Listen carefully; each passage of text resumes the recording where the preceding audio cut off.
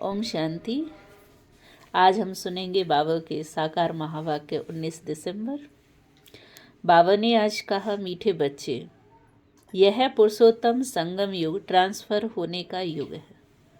यह पुरुषोत्तम संगम युग ट्रांसफ़र होने का युग है। अभी तुम्हें कनिष्ठ से उत्तम पुरुष बनना है। आज बाबा ने प्रश्न पूछा, बाप के साथ साथ किन बच्चों की भी महिमा गाई जाती है? बाप के साथ साथ किन बच्चों की भी महिमा गाई जाती है?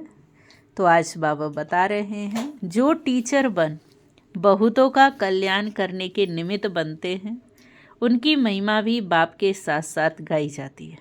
जो टीचर बन बहुतों का कल्याण करने के निमित्त बनते हैं, उनकी महिमा भी बाप के साथ साथ गाई जाती है।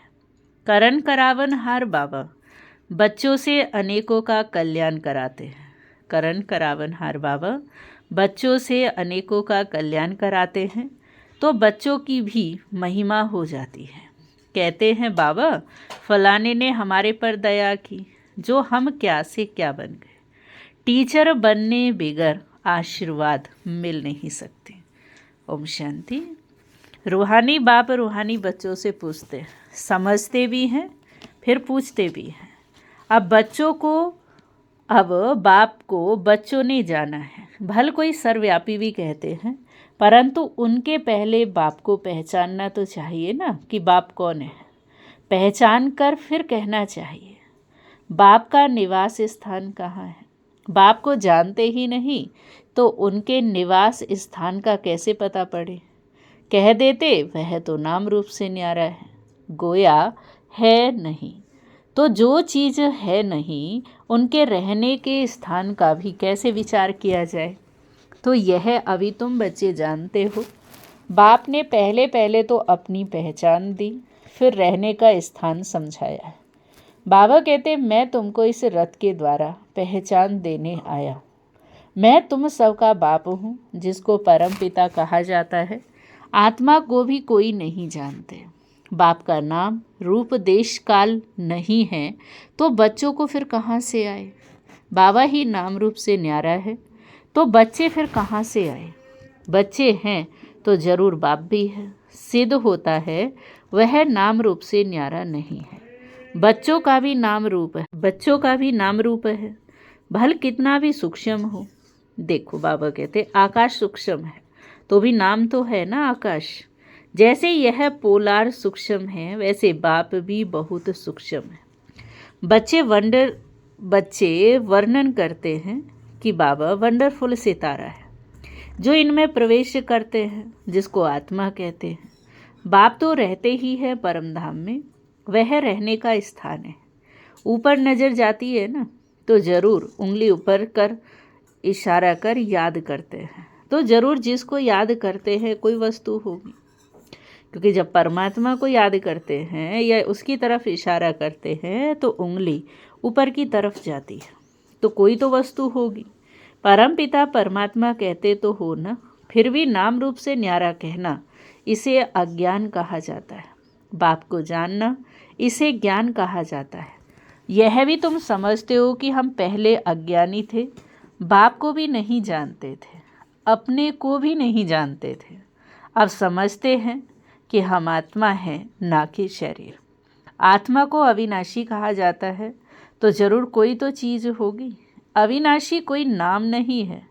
अविनाशी अर्थात जो विनाश को नहीं पाती, तो जरूर कोई वस्तु है। बच्चों को अच्छी रीति समझाया गया है।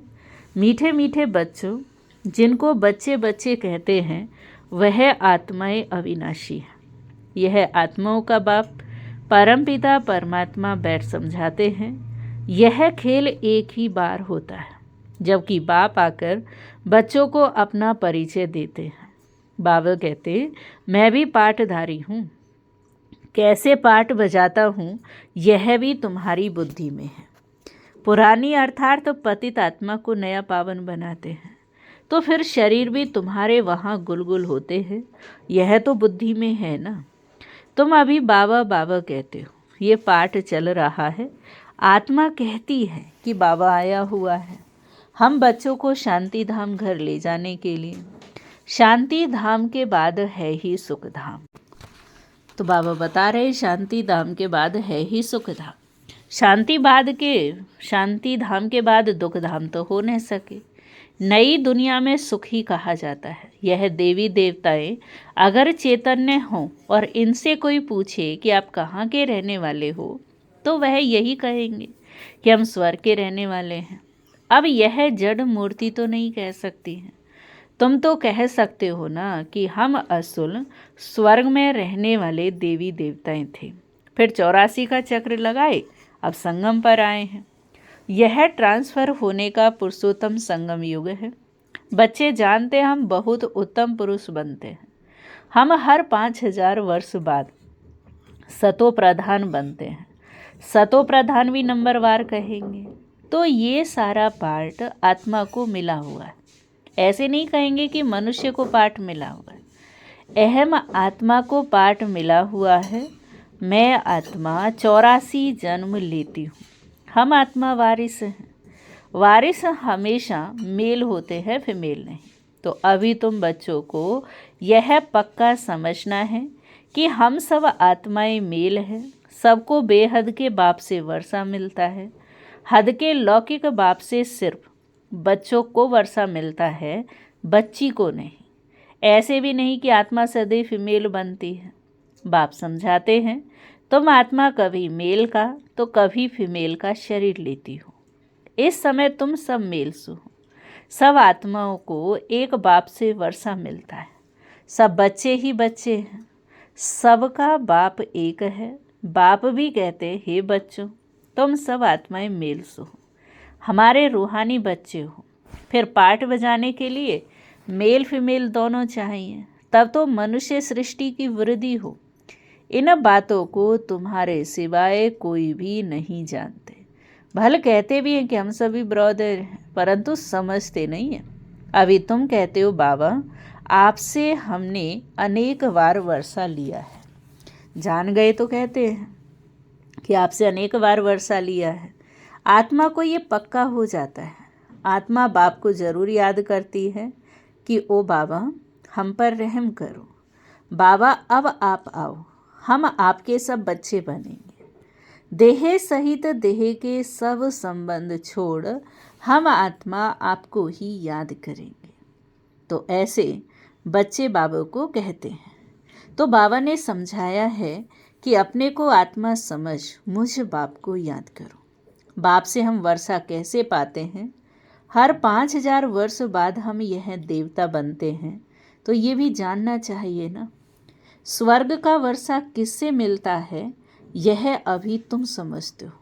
बाप तो स्वर्गवासी नहीं है, बच्चों को बनाते हैं, खुद तो नरक में ही आते हैं। तुम बाप को बुलाते भी नरक में हो, जबकि तुम तमो प्रधान बनते हो। यह तमो प्रधान दुनिया है ना।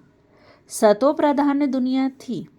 5000 वर्ष पहले इनका राज्य था।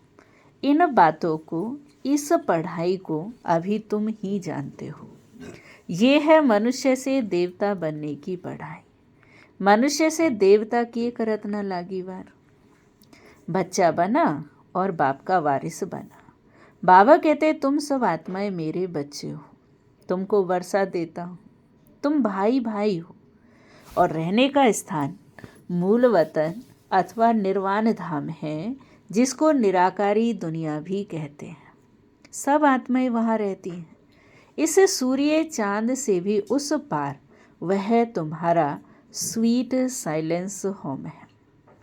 परंतु वहाँ बैठ तो नहीं जाना है। बैठकर क्या करेंगे? वह तो जैसे जड़ अवस्था हो गई। आत्मा जब पाठ बजाए तब ही चैतन्य कहलाए। है चैतन्य, परंतु पाठ न बजाए तो जड़ हुई ना। तुम यहाँ खड़े हो जाओ, हाथ पैर ना चलाओ, तो जैसे जड़ हो गए ना।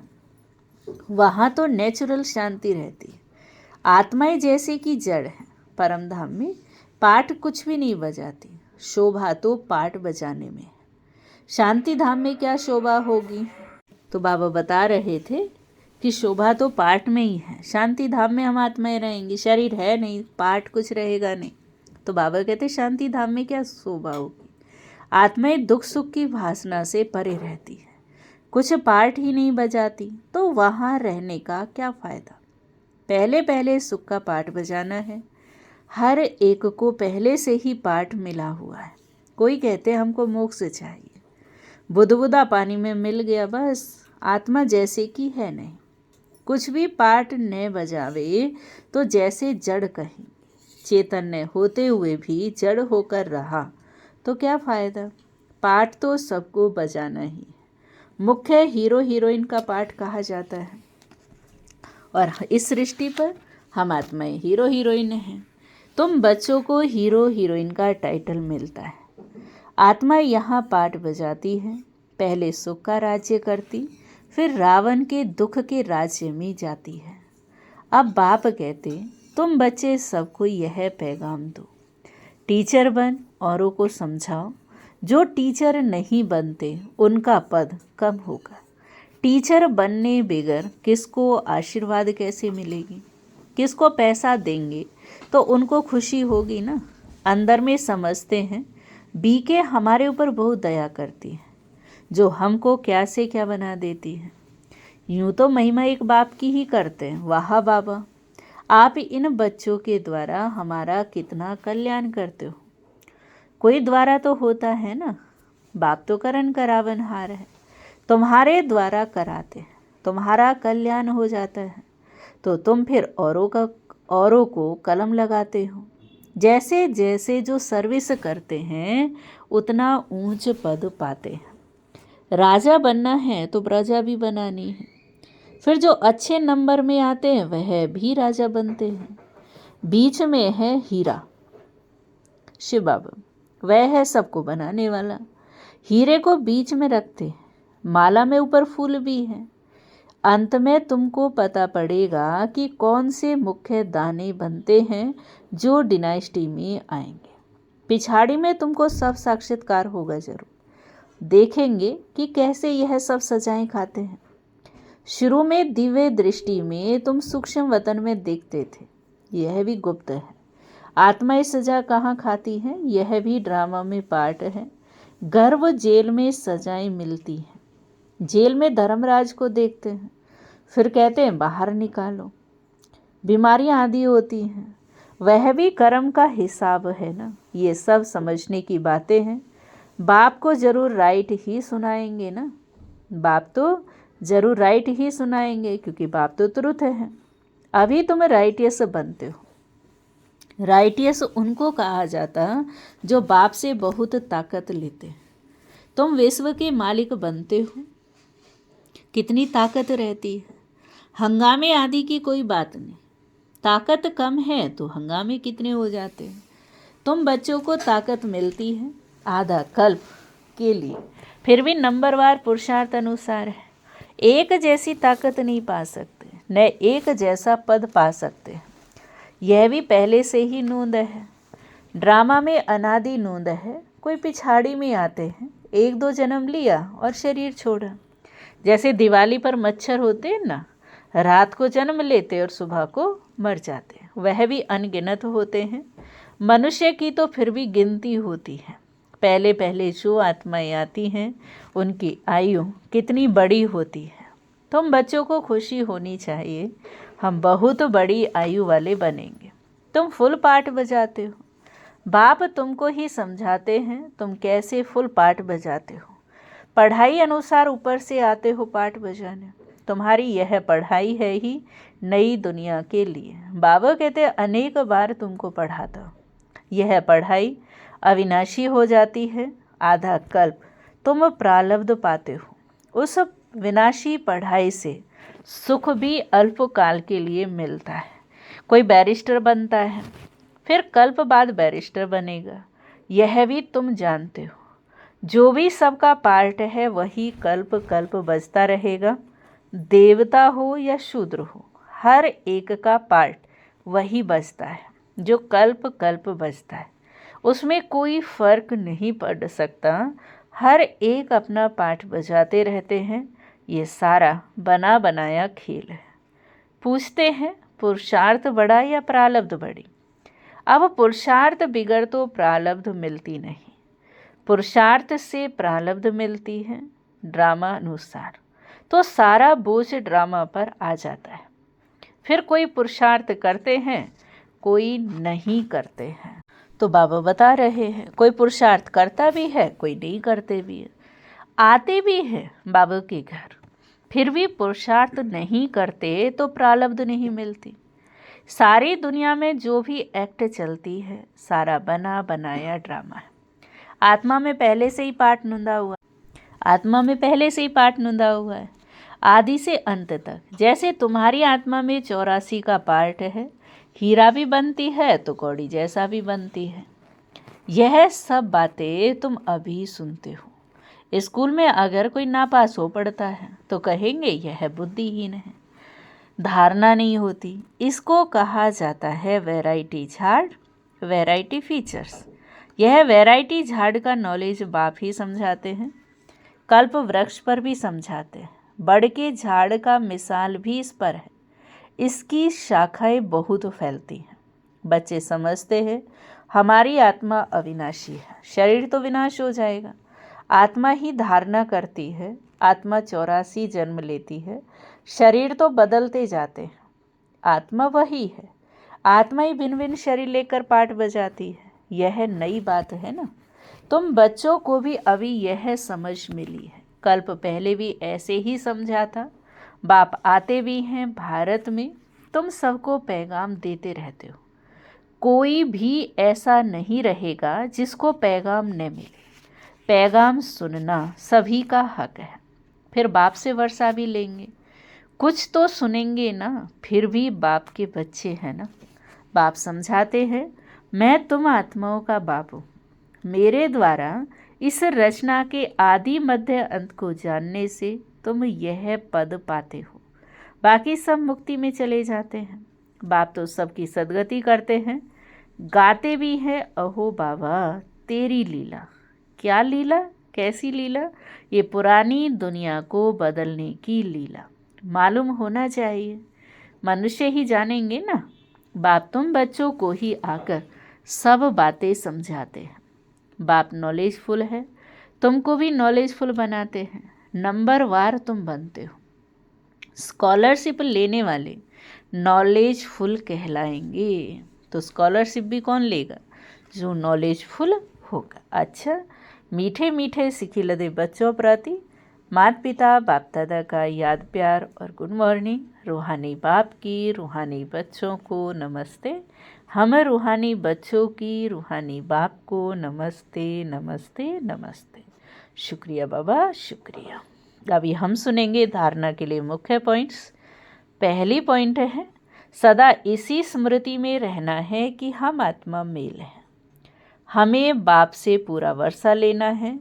मनुष्य से देवता बनने की पढ़ाई पढ़नी और पढ़ानी है। सदा इसी स्मृति में रहना है कि हम आत्मा मेल हैं। हमें बाप से पूरा वर्षा लेना है। मनुष्य से देवता बनने की पढ़ाई पढ़नी और पढ़ानी है। सेकंड पॉइंट है सारी दुनिया में जो भी एक्ट चलती है यह सब बना बनाया ड्रामा है।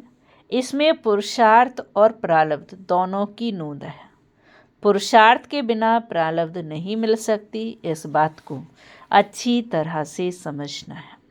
वरदान है आज का, कोई भी सेवा सच्चे मन से व लगन से करने वाले, कोई भी सेवा सच्चे मन से व लगन से करने वाले सच्चे रूहानी सेवाधारी भव। सच्चे रूहानी सेवाधारी भव। सेवा कोई भी हो लेकिन वह सच्चे मन से लगन से की जाए तो उसकी 100 मार्क्स मिलती है। सेवा में चिड़चिड़ापन न हो, सेवा काम उतारने के लिए न की जाए। आपकी सेवा है ही बिगड़ी को बनाना, सबको सुख देना, आत्माओं को योग्य और योगी बनाना, अपकारियों पर उपकार करना, समय पर हर एक को साथ व सहयोग देना। ऐसी सेवा करने वाले ही सच्चे रूहानी सेवाधारी हैं। कैसी सेवा हो? चिड़चिड़ापन वाली ना हो, काम उतारने के लिए ना हो। सेवा का मतलब बाबा आज बता रहे हैं, सेवा माना बिगड़ी को बनाना, सबको सुख देना, आत्माओं को योग्य और योगी बनाना, अपकारियों पर उपकार करना, समय पर हर एक को साथ व सहयोग देना, ऐसी सेवा करने वाले ही सच्चे रूहानी सेवाधारी हैं। स्लोगन है आज का, पवित्रता ही ब्राह्मण जीवन की नवीनता है। यही ज्ञान का फाउंडेशन है। पवित्रता ही ब्राह्मण जीवन की नवीनता है, यही ज्ञान का फाउंडेशन है। अभी हम सुनेंगे आज का अव्यक्त इशारा। इस फाइनल पढ़ाई में हर एक बच्चे को 3 सर्टिफिकेट लेने हैं। इस फाइनल पढ़ाई में हर एक बच्चे को 3 सर्टिफिकेट लेने हैं। एक स्वयं से संतुष्ट, दूसरा बाप दादा द्वारा सर्टिफिकेट, और तीसरा परिवार के संबंध संपर्क में आने वालों के द्वारा सर्टिफिकेट। परिवार में जितने ब्राह्मण संतुष्ट हैं उतने ही भगत भी आपकी पूजा संतुष्टता से करेंगे। काम चलाओ नहीं, दिल से करेंगे। ओम शांति, ओम शांति, ओम शांति।